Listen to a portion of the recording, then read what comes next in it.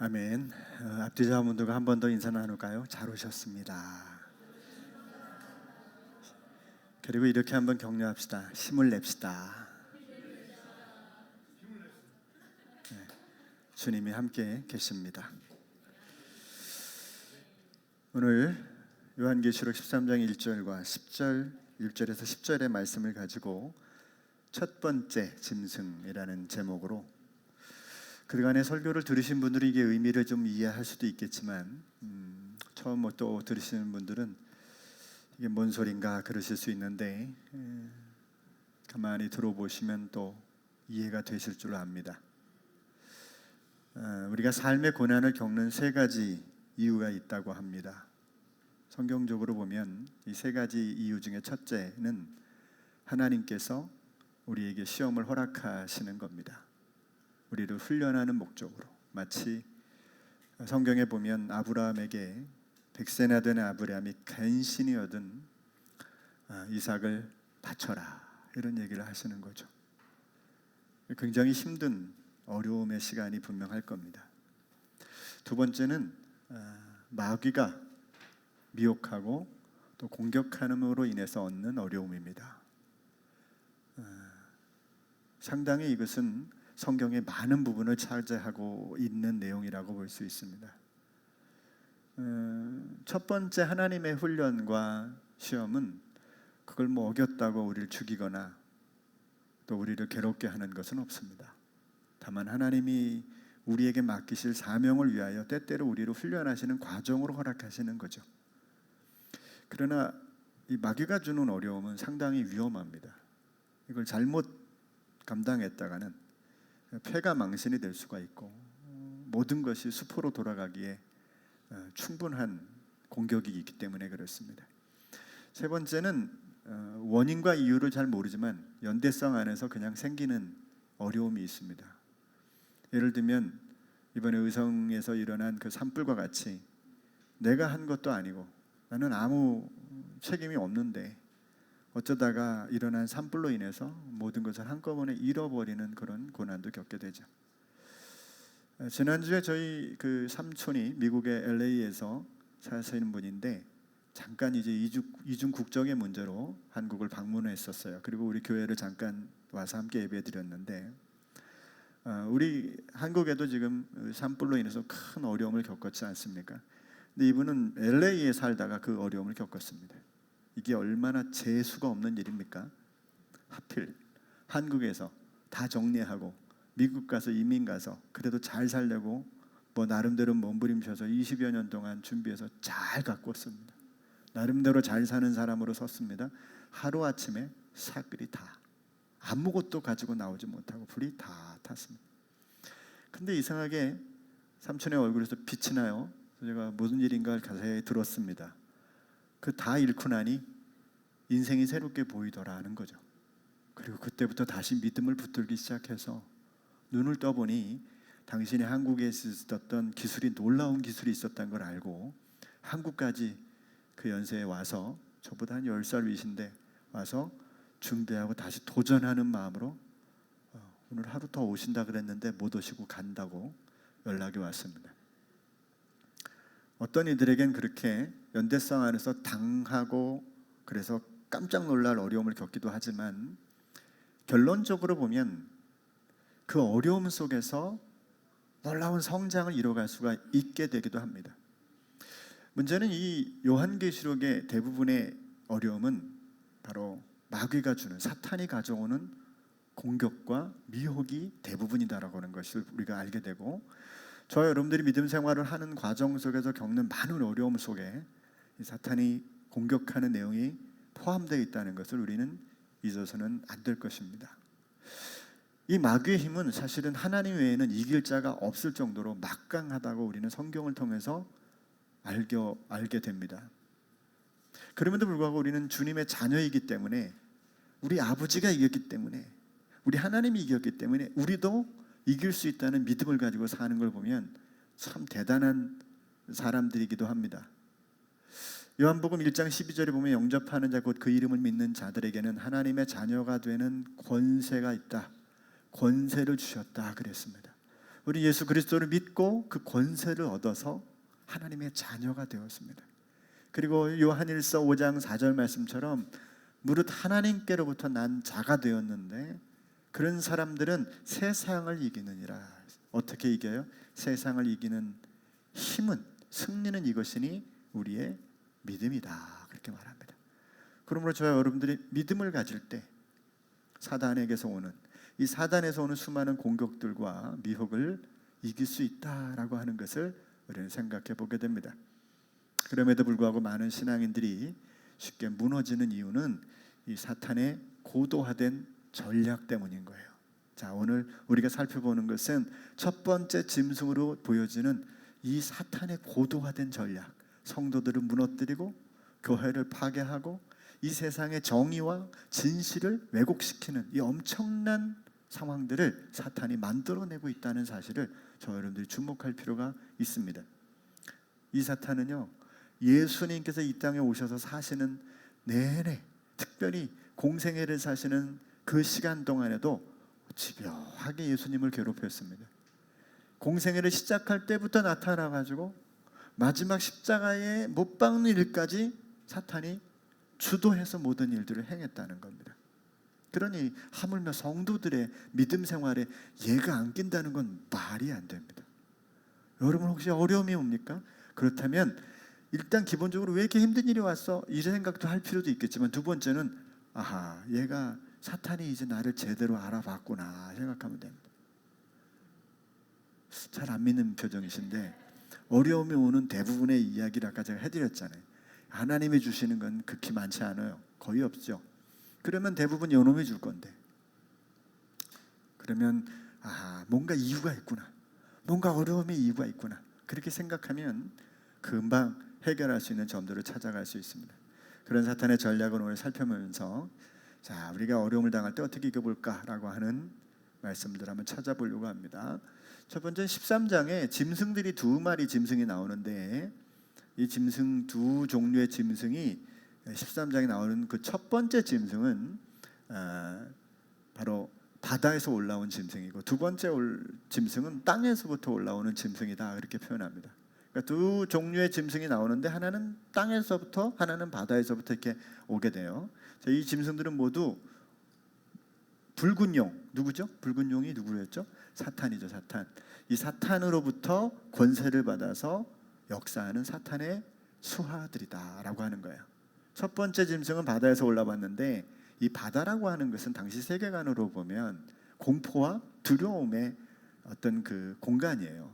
왜냐하면 그 당시에 뭐 해도도 없었고 제대로 이렇게 바다라고 하는 것에 대한 이해가 없었기 때문에 바다에 나가서 수많은 사람들이 그냥 너무나 많은 피해를 당하고 죽기까지 하는 곳이니까 보통 바다를 악의 출몰지로 생각합니다. 땅도 마찬가지예요. 그들은 바다나 땅 그러면 이 아래에서부터 올라오는 어떤 악의 출현지라고 그들은 생각하고 있었는데 공교롭게도 이 짐승이 바다로부터 올라오고 땅으로부터 올라오는데 이 첫 번째 짐승은 바다로부터 이 짐승이 올라오는 겁니다. 근데 이 짐승의 형상은 신기하게 다니엘도 목격했어요. 다니엘도 꿈에 이 짐승이 나타나가지고 굉장히 다니엘이 그 꿈을 꾸고 난 다음에 아주 정신이 혼미했던 그런 경험이 있었던 구약 다니엘서에 등장하는 짐승이기도 합니다. 자, 중요한 것은 이 짐승이 용, 즉 사탄에게서 뭘 받느냐면 권세를 받아요. 힘을 받아서 지금 바다로부터 올라와서 활동을 시작하게 된다, 이 말입니다. 자, 이 짐승은 뿐만 아니라 이 과장되고 또 아주 신성모독의 말을 가지고 하나님을 비방하고 또 신성모독을 합니다. 하나님을 비방할 뿐만 아니라 당연히 하나님의 백성들까지도 폄하하는 일을 얘가 하죠. 그래서 이 짐승이 보여주는 사실은 뭐냐면 사탄이 자기의 승리를 위해서 아주 전략적으로 움직이는 거예요. 자기의 수하를 두고 조직적으로 하나님을 공격하고 또 하나님의 교회를 파괴하고 성도들의 삶을 무너뜨리는 거예요. 이게 사실 우리에게는 약간 긴장되는 이야기입니다. 우리는 가만히 있어도 하나님을 향해서 나가는 마음만 가지고 살아도 얘는 우리를 끊임없이 공격하는 그런 요소를 가지고 있는 거예요. 근데 왜 사탄이 어떤 전략을 피느냐면 이게 하나님의 삼위일체처럼 자기도 삼위일체처럼 움직이는 거예요. 그래서 현대 신학자들은 대부분 이 얘기에 동의합니다. 하나님이 성부와 성자와 성령이 있듯이 사탄도 용이 있고 그 뒤에 밑에 적그리스도가 있고 이 적그리스도 옆에 거짓 선지자가 있다. 이 세 그림이 그대로 움직여지는 건 마치 하나님의 삼위일체로 움직이는 거예요. 근데 중요한 건 뭐냐면 삼위일체는 성부와 성자와 성령으로 계시지만 똑같은 하나님이고 이 세 부분이 다 하나님이신 거죠. 근데 사탄은 절대로 그 짓을 안 합니다. 얘한테는 하나라는 개념이 없어요. 얘는 다 상하예요. 제일 대빵이 누구예요? 용이 대빵. 그 밑에 누구? 바다에서 올라온 짐승. 그 밑에는 누구? 땅에서 올라온 짐승. 이렇게 순차적으로 그 계급을 가지고 있습니다. 아무튼 이 전략을 통해서 사단이 괴롭히고 있는 거죠. 자기의 수화가 있는 겁니다. 여러분, 이게 우리에게 많은 생각을 하게 만드는데, 그래서 오늘 주로 다뤄야 될 문제는 거짓 선지자가 아니라 이 적그리스도라고 하는 존재입니다. 사탄은 본인이 직접 하지 않고 이들을 통해서 세상을 움직이는 거예요. 이들을 통해서 자기의 나라를 꿈꾸고 있는 겁니다. 성부는 붉은 영, 성자는 적그리스도, 성령은 거짓 선지자, 이런 모습으로 등장하고 있다. 그래서 오늘 이 말씀을 가지고 전 세 가지로 잠시 은혜를 좀 적용을 해보려는데, 두 가지로 적용을 해보려고 합니다. 자, 사탄과 그 전략을 이해하는 것은 우리가 믿음을 지키고 또 승리를 얻는 아주 중요한 원리이기 때문에 이걸 잘 알아야 되는데, 사단은 자기의 존재 밑에 적그리스도를 줍니다. 그러니까 세상에 적그리스도를 뒀다는 게 무슨 의미가, 한번 이게 생각해 볼 필요가 있는데요. 이 바다에서 올라온 첫 번째 짐승을 대부분 적그리스도라, 안티크라이스트라고 이렇게 표현해요. 적그리스도라면 무슨 의미가 될까요? 그리스도는 기름 부음 받은 자로 예수님을 상징하잖아요. 그죠? 그런데 그 예수님과 같은 권위와 능력을 가지고 있지만 반대예요. 오히려 예수님을 대항하고 대적하고 묻지 못하게 하고 그렇게 하는 정도의 수준을 사단이 패러디하고 있는 거예요. 그대로 모방하고 있는 거예요. 그게 무서운 얘기입니다. 우리가 예수님의 능력을 바라보고 그분을 의지하고 따라가는 힘이 얼마나 큰지 알잖아요. 2000년이 지난 동안에 그분이 이 땅에 오시고 가시고 난 2000년 이후의 삶을 한번 생각해 보시면 이게 어마어마한 일이 아닙니까, 여러분? 어떻게 그분을 지금까지 많은 사람들이 믿고 따를 수 있는 이 엄청난 일들이 일어났어요. 그런데 이 사단에게 적그리스도라는 이름이 부여됐다는 건 그만큼 얘도 엄청난 힘을 가지고 있는 거예요. 수많은 사람들이 추종하고 따라가게 만드는, 반대로 얘기하면 하나님을 떠나게 하고 정의와 진실과 보편적 가치들을 망각하게 만드는 일들을 끊임없이 하고 있는 겁니다. 이게 무서운 겁니다. 이게 사실은 생각해보면. 계시록 23장 2절, 내가 본 짐승은 표범과 비슷하고 그 발은 곰의 발 같고 그 입은 사자 입 같은데, 이게 다 고대 시대 사람들이 무서워하는 짐승이에요. 다 표범, 곰, 사자, 뭐 일반적인 사람들이 쉽게 감당할 수 없는 사람들이죠. 지금이야 다 철창 안에 갇혀 있고 자연공원 안에 갇혀 있는 그런 상황이지만 그 당시의 사람들은 좀 굉장히 무서운 짐승의 그 모습들을 가지고 있어요. 중요한 건 용이 자기의 능력과 보좌와 큰 권세를 이 첫 번째 짐승인 바다에서 올라온 짐승에게 다 줬다. 그러니까 짐승은 비유죠. 실제로는 그런 존재가 있는 겁니다. 그의 머리 하나가 상하여 죽게 된 것 같더니 그 죽게 되었던 상처가 나음에 온 땅이 놀랍게 여겨 짐승을 따르고, 이게 마치 그 창세기 3장 16절에 보면, 예? 그 여자의 후손과 뱀의 후손이 서로 싸우게 되는데 뱀의 후손의 머리를 여자의 후손이 상하게 할 거라고 하는 이 내용을 금방 여러분 떠올리게 되지 않습니까? 요한계시록은 믿지 않는 사람에게 준 책이 아니라 하나님을 믿고 따르기로 결심한 사람들에게 준 책이거든요. 그래서 사람들 금방 알잖아요. 이게 마귀구나 라는 생각 금방 알고, 그 마귀의 그 수하에 있는 졸개 중에 하나구나 금방 아는데, 그 수준이 마치 예수님이 하나님의 아들의 능력, 하나님이심을 보이는 능력처럼 이 짐승이 자기의 능력으로 사단이 가지고 있는, 용이 가지고 있는 모든 힘과 권세를 다 쓰고 있는 그런 상황에 있는 겁니다. 13장 4절, 용이 짐승에게 권세를 주므로 용에게 경배하며 짐승에게 경배, 용도 경배하고 짐승도 경배하고 이런 일이 일어나는 겁니다. 누가 이 짐승과 같으냐? 누가 능히 이와 더불어 싸우려. 최고다 이거지. 이제 여기는 더 대적할 그 어떤 것도 없다고 확신하게 만드는 일을 했다 이 말입니다. 이 적그리스도는 자신의 능력으로 수많은 사람들이 자신과 용을 따르게 만들었고요. 이제 13장 5절부터 보면 이가 어떤 일을 행하냐면 짐승이 과장되고 신성 모독을 말하는 입을 받고 또 42달 동안 일할 권세를 받아가지고 비방합니다. 입을 벌려 하나님을 향하여 비방하되 그의 이름과 그의 장막 곧 하늘에 사는 자들을 비방하더라. 거꾸로 얘기하면 하나님의 권위를 다 땅에 떨어뜨리고 믿지 못하게 하고 이 세상에 사는 이 세상의 방식에 자기의 세계관과 자기의 사고방식을 불어넣어서 그렇게 세상에 움직여가게 만든 거죠. 또 권세를 받아 성도들과 싸워 이기게 된다고 말해요. 이거 얼마나 무서운 말입니까? 그러니까 시대마다 이런 존재들이 등장해서 참 이런 환경들이 만들어져서 하나님의 백성들이 무너지고 신앙을 잃어버릴 때가 굉장히 많이 있다는 거예요. 죽임을 당한 어린 양의 생명책의 창세 이후로 이름이 기록되지 못하고 이 땅에 사는 자들은 다 그 짐승에게 경배할 것이다 라고 말합니다. 너무 무서운 말입니다. 두 문장을 봤지만 두 장을 절을 읽었지만 사실 이게 우리한테 펼쳐지고 있고 우리의 현실에서 나타나고 있는 실제적인 이야기이기도 합니다. 자, 어떤 일을 해요? 하나님을 믿지 못하게 하고 성도들과 싸워서 이김으로 택함을 받지 못한 이들이 모두 자신과 용을 따르게 만드는 일을 한다는 거죠. 여러분, 적그리스도는 자신을 추종하게 만드는 거예요. 자신을 믿게 만드는 거예요.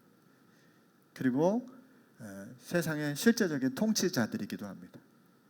자신을 믿고 따르게 만드는 통치자들, 하나님을 진실을 왜곡하고 하나님을 모르게 만드는 사람들 뿐만 아니라 이거는 무신론적 사상이나 또 세계관에 입각한 그런 사고체계도 다 이 적그리스도의 그 내용 안에 포함될 수 있다라고 봅니다. 중요한 건 하나님을 믿고 따르지 못하게 하는 거죠. 이게 가장 핵심입니다. 모든 나라와 역사 속에서 적그리스도에 의해서 수많은 성도들이 고난당하고 희생당하고 다니엘 시대 때도 그랬고요. 그렇잖아요. 그때 느부갓네살 임금에게 절하지 않으면 사자굴에 집어넣는 일들이 일어나고 그런 일들이 일어나죠. 또 사도들의 시대 때 보면 그 당시에 그 로마 통치자들이 자기의 이름, 자기의 얼굴을 주화에 집어넣어가지고 돈에 집어넣어가지고 자기를 경배하고 신처럼 숭배하게 만드는 일들이 다 그에 속해 있는 겁니다. 그걸 거부하는 이들은 다 사람들 앞에서 공개로 처형을 하고 죽이는 일들, 또 무신론적 공산주의 같은 경우가 그렇습니다. 이것이 사람들이 믿음을 가지면 얼마나 잔인하게 사람들을 해야 하는지 모릅니다. 이단과 또 가까이 있는 우리 기독교 안에 수많은 번영 신학들이 진짜 하나님을 따르는 것이 아니라 마치 교회나 또 교회 지도자들 따르게 만드는 것도 일종의 아주 무서운 변형된 그런 적그리스도의 흐름들이 아닌가 생각을 해보게 됩니다. 우리는 수많은 사탄의 수하들의 믿음의 변절을 위한 전략에 그대로 노출되어 있다는 사실을 한 번은 생각해야 돼요. 그렇구나. 우리 가정에 갑자기 어려움이 오고 힘든 일들이 착착착 오기 시작하면 여러분 먼저 그것부터 한번 생각해 봐야 돼요. 그 속에서 내가 지금 싸우고 있는데 내 남편과 아내가 부모와 형제와 모든 환경들이 지금 공동체 안에서 뭔가 불편함이 일어나는데 이 불편함 속에 뭐 때문에 일어나지? 한번 돌아보시면 그 속에는 하나님의 방식이 왜곡되어 있는 거예요. 원리가 깨져 있는 겁니다. 거기는 오히려 내가 주인이 되어 있고 나의 자존심과 나의 상처와 내 주장만이 남아있을 때 불편하고 어려워지고 힘들어지는 관계의 지속이 불가능해지는 일이 일어나는 겁니다. 지금 깨어짐이 일어나죠. 그래서 우리는 이 제한된 사단의 권세를 이길 힘을 한번 발견해 볼 필요가 있습니다. 다 아시겠지만 한 가지를 더 찾는 의미로 한번 살펴보겠습니다. 이 사탄이 적그리스도를 통해서 자신을 따르게 하고 수많은 사람들을 죽이지만 어디까지나 제한되어 있다는 것이 중요합니다. 자, 5절 보면 또 짐승이 과장되고 신성 모독을 말하는 입을 받고 42달 동안 일할 권세를 받았다. 이게 뭐예요? 42달이 얼만큼인지 잘 모르죠. 그죠? 3년 반일 거고요. 기간으로 따지면 1260일이고 날로 따지면 그렇습니다. 그런데 생각해 보면 그때만인 거예요. 얘는 지금 마지막 때에 우리를 괴롭히는 그 권한을 가지고 있을 뿐이지 사실은 영원히 지속될 권한은 아닌 거예요. 그리고 그 적그리스도가 하는 최후의 전략이라는 게 뭐냐면 결국은 사람의 생명을 빼앗는 겁니다. 여러분, 이것은 우리가 좀 주목할 필요가 있습니다. 사단은 우리를 어디까지 끌고 갈 수 있느냐라고 하면 우리들의 육신의 생명까지 끌고 갈 수가 있어요.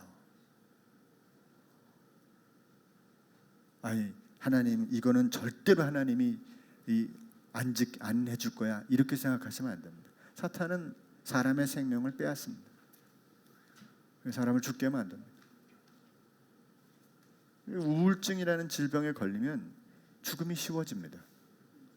굉장히 쉬워집니다. 붙어 있어요. 이렇게 붙어 있어요. 그래서 상담에서 되게 중요한 질문 중에 하나가 뭔지 아세요? 죽고 싶은 적이 있었어요? 이 질문이 사실은 굉장히 중요한 질문이에요. 그걸 해야 상대방이 어디까지 이르렀는지를 알게 되거든요. 쉬쉬할 내용이 아닌 거죠. 삶을 살다가도 평범한 삶을 살다가도 어려움이 오면 자기도 모르게 이런 마음을 갖게 되는데 병에 걸리면요, 우울증이 오면 이게 더 심각해지는 거예요. 마음이. 그때는 이게 뭐 정신이 없으니까 야, 이게 살아서 뭐해, 이런 생각을 사람들이 가질 수 있거든요. 이게 얼마나 괴로운 일입니까?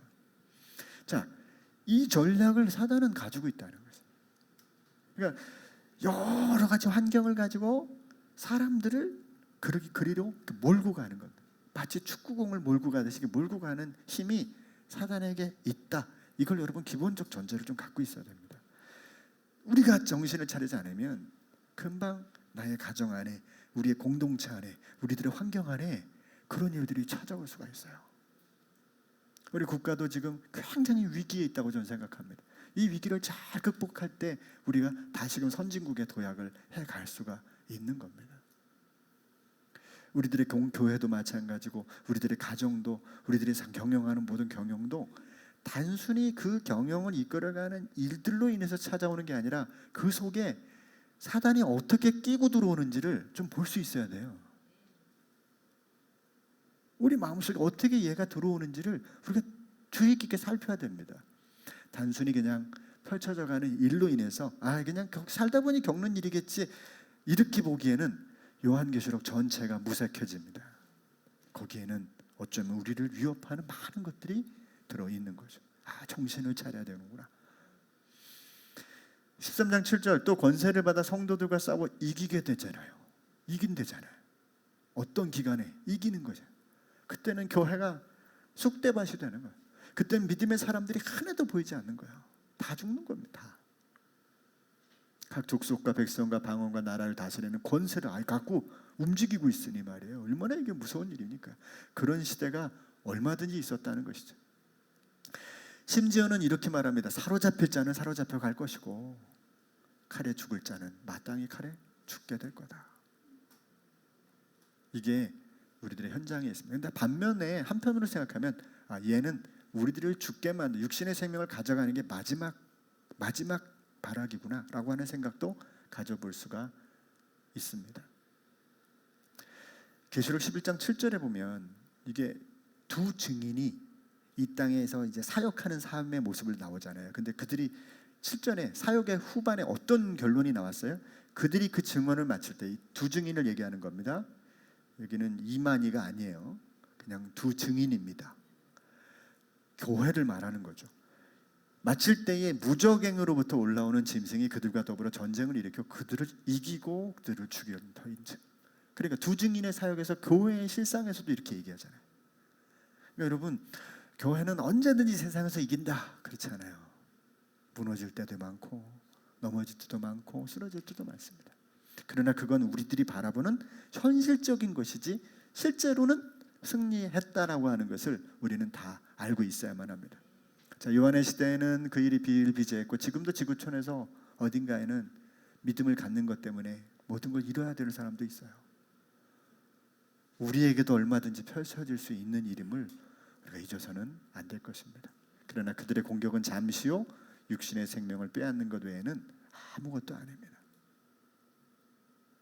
그러니까 이 시대를 사는 동안에는 그 마음을 좀 정할 필요가 있습니다. 나도 언제든지 얼마든지 또 언제든지 죽을 수 있구나. 여러분 여기에 뭐 마음을 전혀 뺏기면 안 됩니다. 갑자기 이런 얘기하면 무슨 목사님 이렇게 재수없게 저런 얘기를 하셔 이렇게 얘기할 수도 있는데요. 제가 어느 날 갑자기 뭔 일이 생겨서 죽을 수도 있잖아요. 사고로 인해서 갑자기 윤 목사 죽었대 이럴 수도 있잖아요. 그래서 좀 마음에 흔들리시면 안 됩니다. 왜요? 우리는 다 어디 가요? 잠깐 주님 품에 가 있다가 먼저 가면 기다리는 거죠. 기다리고 있다가 우리 함께 다 만나서 영원한 나라로 함께 들어가는 거잖아요. 이런 단순함이 우리에게 좀 필요합니다. 지난주에 제가 부목사로 있었던 교회 목사님이 갑자기 뇌종양이 생겼다고 제가 잠깐 말씀을 드렸잖아요. 갔는데 목사님께 궁금한 분들이 많이 있으셨나 봐요. 그래가지고 다 초대를 한 거예요. 목사님이 다 오세요. 내가 설명할게. 그래가지고 그날 교회 갔더니 아니 교회에 무슨 잔치가 벌어진 거예요. 무슨 고기에 뭐 잡채 내가 좋아하는 것만 얘기하네. 뭐 고기에 뭐 이렇게 하면서 난 처음에 가니까 다 식사를 하고 있는 거예요. 그래서 나는 막 이제 이거 왜 먹어야 되지 이거? 가면서 오늘 이거 슬픈 날인데 이거 뭐지? 이거 이제 다 밥을 먹었어요. 근데 목사님이 이제 드신 분들은 옆방으로 이동합니다. 옆방으로 다 이동을 했어요. 이제 한 3분의 한 2 정도 되는 방에 딱 모여가지고 다 목사님들이고 목사님을 아는 분들이 걱정돼서 온 거예요.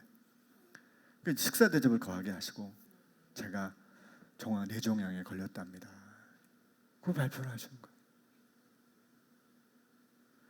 갑자기 저를 찬양을 시켜서 제가 여호와는 나의 목자시니라는 찬양을 불렀습니다. 다들 그게 현실적으로 다가오니까 다들 우시더라고. 제가 그 다 찬양을 마쳤는데 목사님이 그 다음에 나오셔서 그러는 거예요. 이제 짧으면 6개월, 길면 1년 반을 산답니다. 그렇게 하셔. 그걸 아무렇지도 않게 얘기하시던 거예요. 그래서 오늘 아침에 당회를 하면서 교회 다음 어떻게 진행될 거를 다 정리하고 자기 삶을 다 정리했습니다. 그리고 이제 수술 받으러 들어가는데 간절히 기도했어요. 전부 다 갑자기 5분간 마지막으로 기도하면서. 근데 한 가지 그 기도하면서 죽음이 어떤 사람들한테는 굉장히 두려움이 이고 있고 물론 목사님 개인에게도 그랬겠죠. 근데 그 죽음 앞에 이렇게 모든 걸 정리하고 하나님 앞에서 어떻게 할 걸 마지막으로 정리하면서 마지막으로 이런 삶을 하나님 앞에 살고 가겠습니다라고 결심하는 그 모습을 보면서 죽음을 참 아름답게 만들어 가시는 그 한 분을 만났다라는 생각을 저는 하게 됩니다. 여러분 그렇지 않아요? 우리는 그런 아픔들을 다 겪게 되고 겪어왔던 사람들입니다. 그리고 그 일이 언젠가 우리 자신들에게도 닥칠 수 있는 일이기도 합니다. 그러나 여러분 사단이 우리를 그런 자리에 몰아넣는다고 해도 그건 잠시일 뿐이에요. 육신의 생명을 앗아가는 것 외에는 그 어떤 것도 더 이상 이룰 수 없다는 사실입니다. 먼저 우리가 알아야 되는 것은 우리가 믿고 따르는 우리의 주님께서도 그런 공격을 받으셨고 그렇게 죽으셨다는 거예요. 물론 주님이 그렇게 돌아가신 것은 자원하심이 있으셨기 때문에 가능했지만 우리를 대속한 대속의 죽음이라고 하더라도 저와 여러분들에게는 그 주님을 바라보면서 필수적으로 이러한 과정을 따를 수도 있다는 거예요. 주님을 따르지 않거나 마귀 세력과 타협하든지 아니면 끝까지 인내하고 믿음을 지키는 것이 우리의 할 일입니다. 사로잡힐 자는 사로잡혀 갈 것이요 칼에 죽을 자는 마땅히 칼에 죽지만 성도들의 인내와 믿음이 여기 필요하다. 그래서 인내와 믿음만이 이 모든 칼과 죽음 앞에서 이길 수 있다. 저는 그런 생각을 해요. 이번에 산청과 또 우리나라 곳곳에서 일어났던 산불이 얼마나 피해가 심각합니까? 아니 동네 전체가 불이 타서 피할 동네 가족 식구들이 없을 정도로 다 불난 거예요. 오죽했으면 키우던 반려견을 풀어주지도 못하고 본인만 빠져나와. 얼마나 심각한 상황이었으면 말입니다. 그런데 생각해보면 저는 우리 대한민국의 사람들, 최근에 우리 사람들, 백성들 마음속에는 다 산불이 일어나고 있는 것 같아요. 다 불타고 있는 거예요. 외적인 산불이 아니라 내적으로 산불을 겪고 있는 것 같아요. 가정도 또 국가도 개인도 여러 가지 환경에서 비 한 방울 내리지 않는, 식을 줄 모르는 열기로 그냥 가득한, 누가 툭 건드리면 그냥 펑펑 터질 것 같은, 누가 그렇게 했을까? 마귀가 하는 짓입니다. 끊임없이 내 마음속에 불안과 두려움과 절망과 걱정과 염려와 시기와 질투와 싸움과 분열을 일으키는 이 악한 존재가 우리 속에. 그러니 우리는 어떻게 해야 돼요? 그 모든 상황을 인내함으로 믿음을 지켜가는 일이 중요합니다. 이 자리에서 나는 무슨 말을 해야 될까? 이 생각은 나는 뭐 어떻게 해야 될까를 고민하는 일들이 그 자리에서 일어나야 된다는 거죠.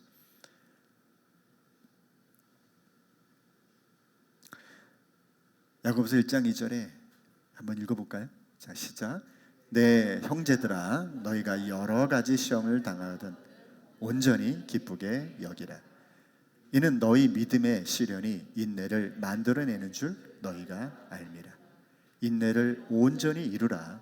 이는 너희로 온전하고 구비하여 조금도 부족함이 없게 하려 함이라. 주님은 고난을 허용하실 뿐만 아니라 그 고난을 통해서 우리를 양육해 하세요. 그걸 믿으십시오. 심지어는 적의 공격과 상처와 아픔들, 육체의 질병 속에서도 우리의 마음을 지키시고 성장시키시는 분입니다. 우리의 할 일은 우리가 무엇을 알고 믿고 있는지를 돌아보는 것입니다. 그리고 그 믿음을 인내로 지키는 겁니다. 우리를 승리케 하시는 주님께 영광 돌리며 살아갑시다. 기도하겠습니다. 하나님 고맙습니다. 이 땅에 사는 우리에게 수많은 사단의 공격이 있다는 걸 다시 한번 알게 되어서 우리가 무엇을 해야 될지를 돌아보게 하시니 감사합니다.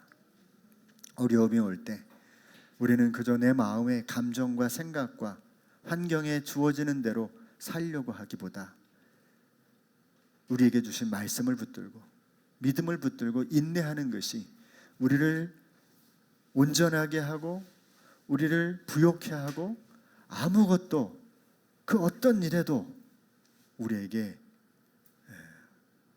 감당할 힘과 능력으로 승리케 하시는 일임을 다시금 깨닫고 그 믿음의 길로 걸어갈 수 있는 주의 자녀들이 되도록 인도해 주시옵소서.